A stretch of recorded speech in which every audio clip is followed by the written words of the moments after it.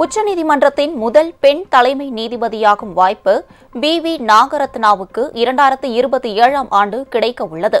உச்சநீதிமன்றத்தின் 75 ஆண்டு கால வரலாற்றில் இதுவரை ஒரு பெண் கூட தலைமை நீதிபதி பதவியை வகித்ததில்லை.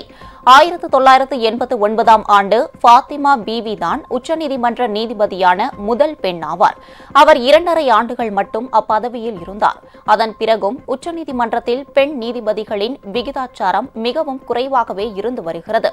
தற்போது உச்சநீதிமன்றத்தில் உள்ள 34 நீதிபதிகளில் பி.வி. நாகரத்னாவும் பீலா திரிவேதி ஆகிய இருவர் மட்டுமே பெண் நீதிபதிகள். தற்போதைய நிலவரப்படி பணி மூப்பு அடிப்படையில் பார்த்தால் பி.வி. நாகரத்னா மட்டுமே 2027ஆம் ஆண்டில் 54வது தலைமை நீதிபதியாகும் வாய்ப்பு உள்ளது.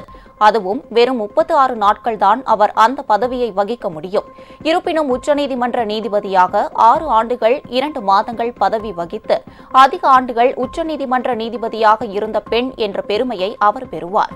இதுவரை உச்சநீதிமன்ற தலைமை நீதிபதியாக அதிக காலம் பதவி வகித்தவர் Y.V. சந்திரசூட் தான்.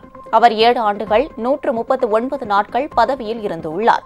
அதாவது 1978 முதல் 1985 வரை அவர் தலைமை நீதிபதியாக பதவி வகித்தார். 17 நாட்கள் மட்டுமே தலைமை நீதிபதியாக இருந்த கமல் நரேன் சிங் மிக குறைந்த நாட்கள் இப்பதவியை வகித்தராக உள்ளார்.